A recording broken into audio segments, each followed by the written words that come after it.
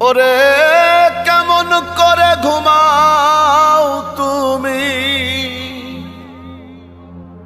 কেমন করে ঘুমাও তুমি ফজর করে কাজা।